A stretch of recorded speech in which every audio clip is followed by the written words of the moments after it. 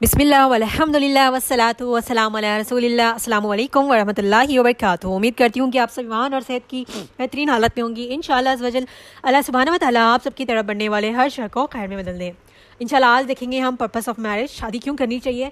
निकाह का मतलब है पाकीज़ा ताल्लुक़ और माहिदा, यानी कि वादा करना, पाकीज़ा ताल्लुक़ इख्तियार करना और एक दूसरे से एक अहद लेते हैं हम। जैसे कि जब हम कबूल है कहते हैं ना, it's just not a word. हम ये एक वर्ड जब कबूल है कहते हैं तो हमारा कम्प्लीटली एक लाइफ हमारी चेंज हो जाती है। हम किसी के ज़िम्मे आ जाते हैं, कोई हमारा हस्बैंड बन जाता है, वाइफ बन जाता है, एक रिलेशनशिप बन जाता है हमारा। जब हम कबूल है कहते हैं ना, हम किसी सिर्फ एक इंसान को कबूल, उसकी अच्छाई या फिर उसकी काबिलियत, उसकी वेल्थ, उसकी खूबसूरती देख के कबूल नहीं कह रहे हैं, हम दिल से एक रिश्ते को एक्सेप्ट कर रहे हैं। ठीक है, जब आप कबूल है कह रही है ना, तो आप कम्प्लीटली एक इंसान को उसकी अच्छाइयों बुराई सिमत हर एक जो उसके साथ रिश्ते जिम्मेदारियाँ सब आ रहे हैं ना, उसको सबको एक्सेप्ट कर रही हैं।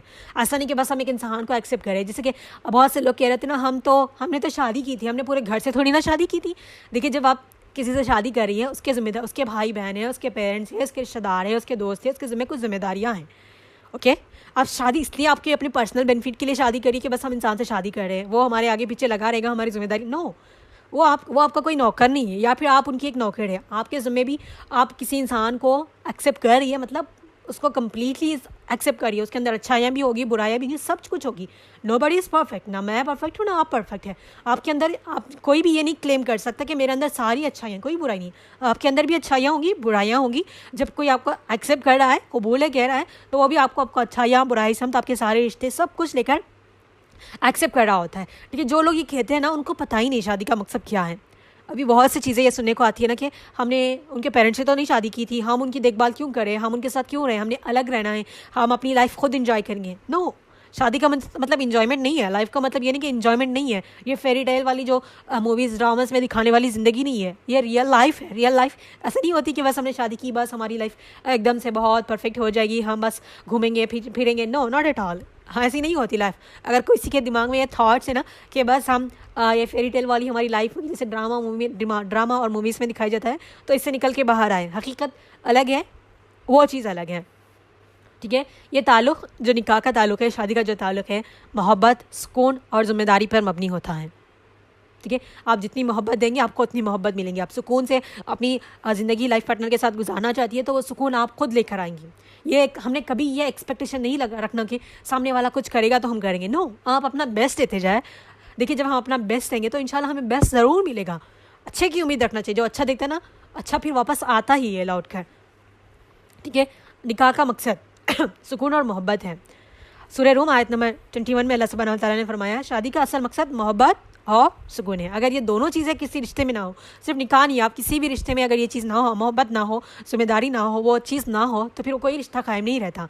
तो ये चीज़ का होना लाजमी है। ये चीज़ खुद ब खुद ना, जब किसी की शादी हो जाए ना, तो बिल्ट इन हो जाती है, फिर आपको बिल्ट इन करनी पड़ती है। जिसका माइंडसेट अच्छा हो, जिसको पता हो कि वो शादी किस लिए कर रहे हैं ना, वो सही तरीके से अपनी मैरिज लाइफ को लेकर चले जाए। अभी बहुत से लोगों को पता ही नहीं कि शादी क्यों कर रहे हैं, तो उनको पता ही नहीं, बस उन्होंने कर ली, खत्म हो गई बात।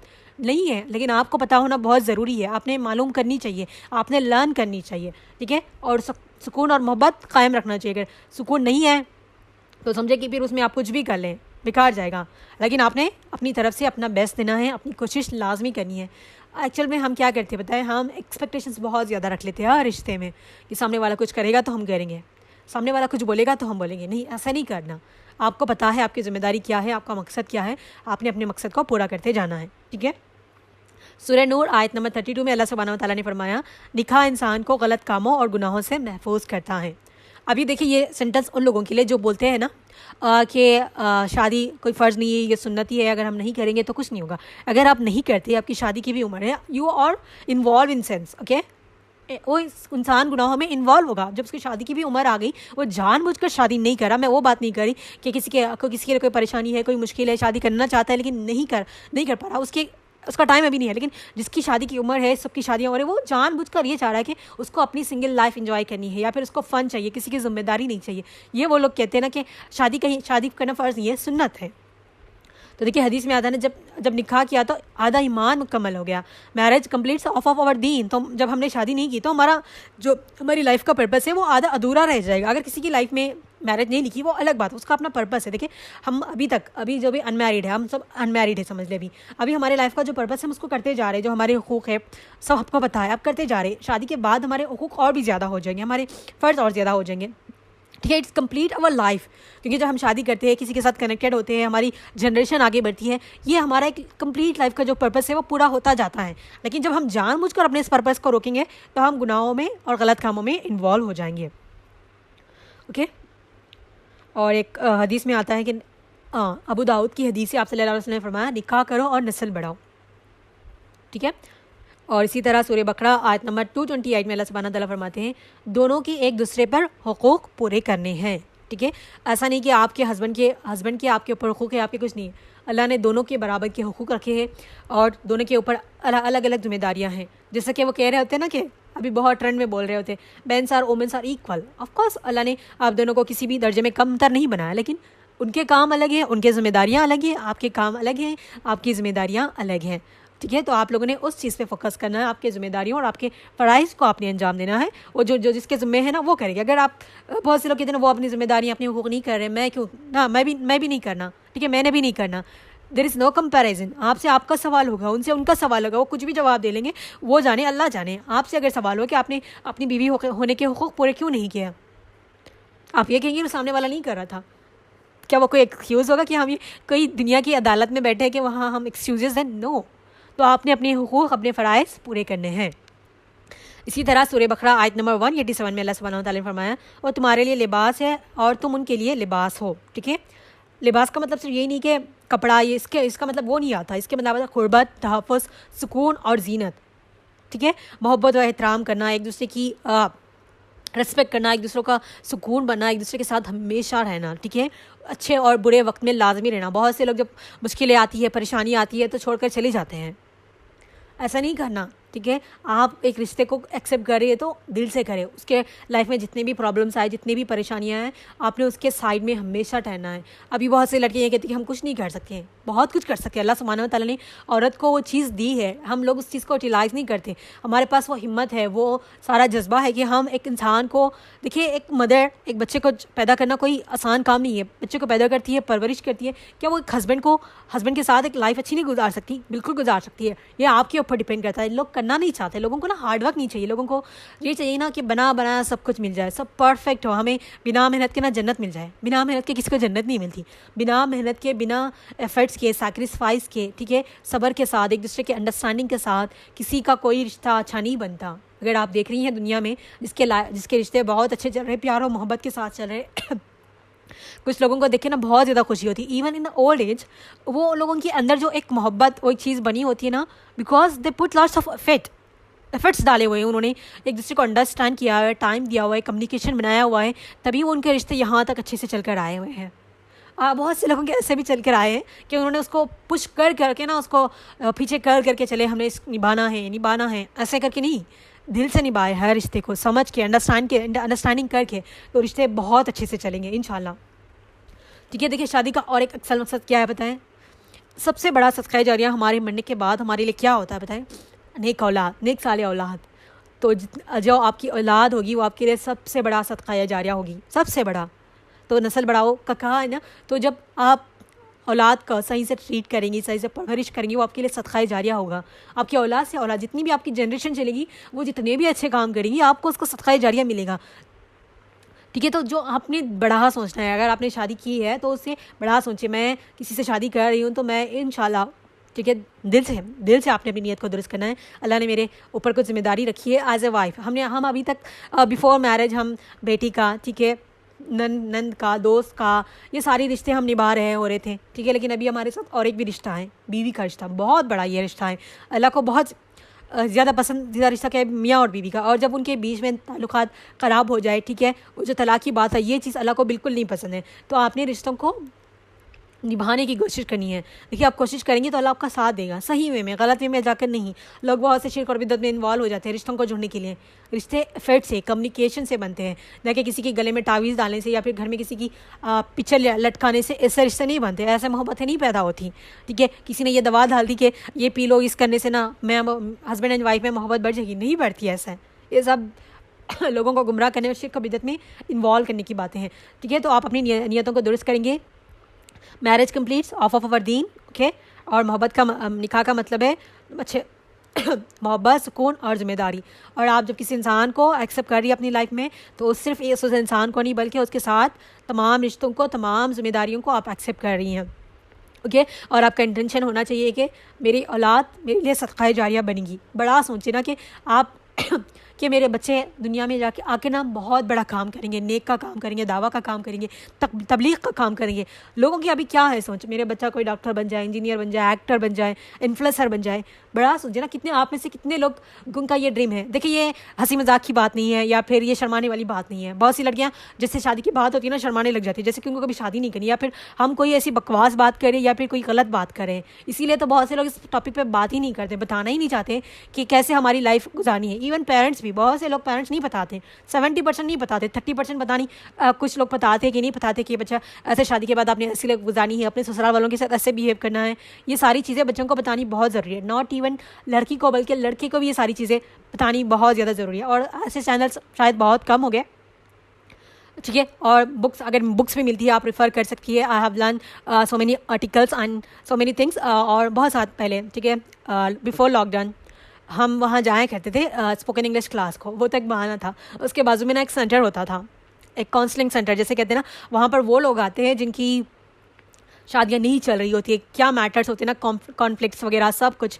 तो आई लव टू लिसन, और मैं वहाँ पर टाइम गुजारा करती थी उस टाइम पे। ये बात मैं पहली बार बता रही हूँ, किसी को नहीं पता घर में। दे नो कि मैं स्पोकन इंग्लिश सीखने जा रही होती थी। लेकिन जब हम कहीं से कुछ सीखते हैं ना और रियल लाइफ एक्सपीरियंस देखते हैं कि लोग क्या क्या प्रॉब्लम्स फेस कर रहे होते हैं ना, उससे एक अपना एक पर्सनल एक्सपीरियंस आता है, ठीक है। अपने आसपास देखें, ओके, आपके आसपास देख ले, बहुत से लोग हैं, आपके रिश्तेदारों में है, ये है, वो है, बहुत सारी चीज़ें। जो भी आप, जब भी आप किसी रिश्ते को देख रही है, आपको लगता है ना कि ये रिश्ता ऐसे सुधर सकता है। देखिए जो चीज़ आपको लगती है ना कि सामने गलत हो रही है, उसको राइट वे में लाने की कोशिश आपने करनी है। हम लोग बहुत जो अनमैरिड होते हैं ना, शादी के बाद लाइफ ख़राब होती है, लोग ना ऐसे करते हैं वैसे करते हैं। आप एक अच्छा एग्जाम्पल सेट करें, आप आइडियल बने लोगों के लिए कि शादी, हर किसी की शादी ऐसी नहीं होती। अगर आप फोकस करेंगे, काम करेंगे ना, तो अच्छा बना सकते हैं आप अपनी लाइफ को, ठीक है। आप अपनी लाइफ को अच्छा बना सकते हैं, एक अच्छी मैरिज लाइफ। देखिए बहुत से लोग यहाँ आज इसलिए भी डरते हैं कि लोगों की ऐसी मैरिज लाइफ देखिए ना, उनको देखकर खौफ आने लगता है कि शादी के बाद हमारी लाइफ भी ऐसी नहीं हो जाएगी। ऑफकोर्स होता है। अब हम ऐसे लोगों को देखकर खौफ आता है ना, तो हम ऐसे लोगों को देखिए ना जिसकी शादी अच्छी चल रही है, जो एफर्ट्स डाल रहे हैं। अगर आप अच्छे से ऑब्जर्व करेंगे ना, जिसकी शादियाँ नहीं चल रही वो वहाँ एफर्ट्स नहीं डाल रहे। एक डाल रहा है तो दूसरा सो रहा है। सोने का मतलब वो नहीं कि वो चाहता ही कि नहीं कि उसके रिश्ते को ठीक करे। बहुत सारी चीज़ें होती हैं जो उसकी वजह से नहीं चल रही होती है, लेकिन आप चलाने की कोशिश करेंगी तो वो चलेगी। समटाइम्स वो आजमाइश होती है, इंशाल्लाह वो मैं नेक्स्ट लेक्चर में बताऊंगी। और ये चीज़ याद रखनी है कि आपकी अपने सदका जारिया बनना है अपने पेरेंट्स के लिए, और अपने लिए ऐसी नस्ल लानी है कि वो आपके लिए सदका जारिया बने। देखिए आपके बच्चे आपके लिए सदका जारिया बनेंगे और आप अपने पेरेंट्स के लिए बनेंगी। It's a chain system, okay. तो आपने इस चीज़ को अंडरस्टैंड करने है, मैरिज के पर्पस को समझें, ठीक है। इस नॉट ए जोक, शादी इस नॉट ए जोक। अरसानी की शादी के बाद हमारी लाइफ बहुत पीसफुल गुजरेगी, बहुत पीसफुल गुजरेगी, सब अच्छा होगा, सब हमसे बहुत प्यार और मोहब्बत से पेश आएंगे। नो, हर घर में अच्छे लोग नहीं होते, अच्छे बुरे दोनों होते हैं। और इस चीज़ को अब आपने माइंडसेट को अगर आपने बना लिया कि शादी के बाद क्या क्या कॉन्फ्लिक्ट्स हो सकती है, अगर अल्लाह ने चाहा तो अच्छी भी हो सकती है हमारी लाइफ, आजमाइश नहीं हो सकती, लेकिन कहीं ना कहीं हमें आजमाइश ज़रूर जाएगा। तो इस चीज़ को अंडरस्टैंड करें, अपने मकसद को पहचानें। देखिए अगर आप अपनी सराउंडिंग में फोकस करेंगी, सराउंडिंग में जो हो रहा है वो देखेंगी, वहाँ से लेसन्स लर्न करेंगी। अगर किसी की शादी अच्छी नहीं चल रही तो क्या वजह से अच्छी नहीं चल रही, थोड़ा मालूमात करने की कोशिश करें क्या गलतियाँ हैं। देखिए कभी भी वन साइडेड स्टोरी सुन के आपने किसी को एक्सेप्ट नहीं करना। अगर लड़की की साइड, अगर लड़की कह रही है कि हमारी शादी नहीं चल रही बिकॉज वो वैसे है, आप दोनों साइड्स के, ठीक है। जब भी किसी से किसी की बात पे आपने किसी को राय देनी है तो दोनों साइड आपने लाजमी सुननी है। वो भी सामने बिठा के दोनों की बातें नहीं सुनी, दोनों से अलहदा बात करके सुननी है। ये इट्स रियली वर्क, ठीक है। जब आप दोनों से अलहदा बात करेंगे, उनसे पूछेंगे कि क्या प्रॉब्लम आ रही है उनकी शादी में, कोई भी मैटर हो, ठीक है, कहीं कुछ नहीं चल रहा, तो आप दोनों से अलहदा पूछेंगे ना, तो आपको असल रीज़न पता चलेगा। कहीं ना कहीं मिसअंडरस्टैंडिंग होती है या फिर कुछ अलग चीज़ें होती है, ओके। कभी भी किसी भी चीज़ में अगर किसी को जज करना है तो वन साइडेड स्टोरी करके सुन के कभी जज मत करें, ठीक है। अगर आपकी बहन आके कह रही है कि मेरा रिश्ता नहीं चल रहा, वो बहुत सारी चीज़ें सुनेंगे, वो खुद को ही सही कहेंगी। हो सकता है 99% दोनों की गलती होती है, 1% हो सकता है कि एक ही गलती हो। आपने अपनी बहन की बात सुन के सामने वाले को जज नहीं करना, आपने उनकी भी बात सुनी है, दोनों की राय सुन के दोनों की राय सुनने के बाद आपने किसी को जज करना है। और इन चीज़ों को लाजमी याद रखें, शादी को जोक के तौर पर मत लें और इतने हाई एक्सपेक्टेशंस मत रखें। अपने आप को स्ट्रांग बनाएं, सुबह और शाम इसी ख्याल में मत रहें कि हमें ऐसे मिलेगा, वैसे मिलेगा, हमें इतना हैंडसम लुकिंग। नो, एक अच्छा दीनदार एक्सपेक्ट करें, एक अच्छा इंसान एक्सपेक्ट करें जो आपके हर दुख में हर सुख में शामिल रहे, आपके अप एंड डाउन्स में आपके साथ खड़ा रहे। ऐसी अल्लाह से दुआएं करें और अल्लाह से अच्छे की उम्मीद रखें।